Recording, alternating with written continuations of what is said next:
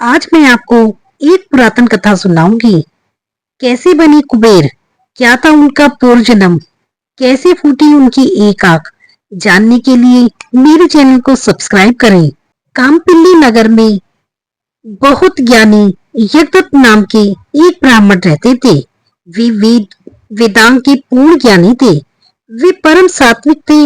लोक में उनकी कीर्ति बहुत थी। उनके बेटे का नाम गुणनिधि था, परंतु कर्मों में दोषों का भंडार। बुद्धिमान और रूपवान तथा वेद ज्ञान के बावजूद भी वे धूर्त कर्म करने वाले थे। गलत संगत से उसने संध्या उपासना यज्ञ आदि कर्म भी त्याग दिए। उसकी मां ने अपने पुत्र को सही राह दिखाने की बहुत कोशिश करी, परंतु कोई समाधान नहीं निकला। अयोग्य पुत्र का विवाह कर दो, शायद विवाह बाद सुधर जाए। उसने एक दिन अपने पति से कहा। उसका विवाह करा दिया गया, परंतु वह नहीं सुधरा। एक दिन उसकी मां ने कहा, तू उच्च ब्राह्मण कुल में उत्पन्न हुआ है और श्रेष्ठ परिवार में तेरा विवाह हुआ है।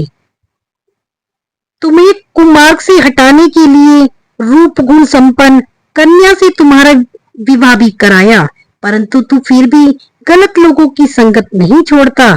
तुझ पे ये शोभा नहीं देता। साधु संग से ही लोक में सम्मान मिलता है। परंतु गुणनिधि पर कोई प्रभाव ना पड़ा।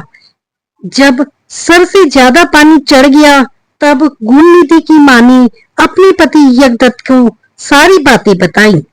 तब यज्ञदत्त ने ऐसे पुत्र को मरा हुआ मानकर उसकी तिलांजलि दी।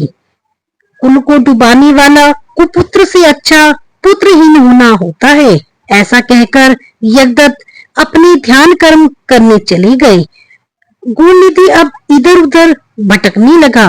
परदेश में गांठ में धन हो या धन कमाने की योग्यता तो ही निर्वाह हो सकता है। उसके पास दोनों का अभाव था। इसी चिंता में सूर्यास्त हो गया। एक सेठ उत्तम पकवान के साथ शिव मंदिर में आया।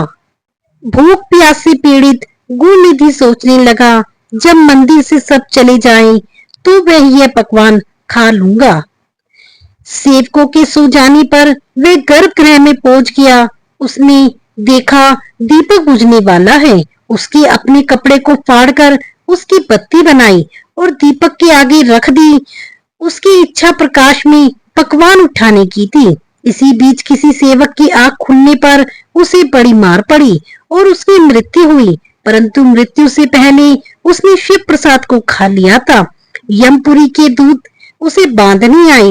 इतने में शिवगण भी आ गए। यमदूतों ने उसके सारे पाप गिनाए, परंतु शिवगणों ने कहा, अंत समय में इसने शिवलिंग के सामने प्रकाश को बढ़ाया है और कानों से कीर्तन सुना है, प्रसाद भी पाया है, नेत्रों से शिव दर्शन किए हैं, पैरों से चलकर मंदिर आया है। इस कारण से अब ये पापी नहीं रहा। यमदूतों ने धर्मराज को सब बताया।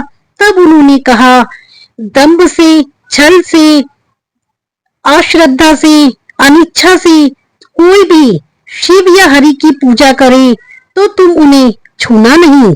अगले जन्म में वे पुलस्त्य के पुत्र विश्रवा के पुत्र के रूप में पैदा हुए। उनका नाम वैश्रवण हुआ। वैश्रवण ने घोर तप करके शिव से अलकापुरी मांगी। जब शिव पार्वती उसके सामने प्रस्तुत हुए, तब वे फटी आंखों से पार्वती के सौंदर्य की सराहना करने लगा कि इन्होंने कितने महान तप किए हैं, परंतु पार्वती ने उसकी एक आंख फूटने का श्राप दिया। तब शिवजी ने पार्वती से कहा, यह तो तुम्हारा पुत्र है, इसने तुम्हें उस भाव से नहीं देखा।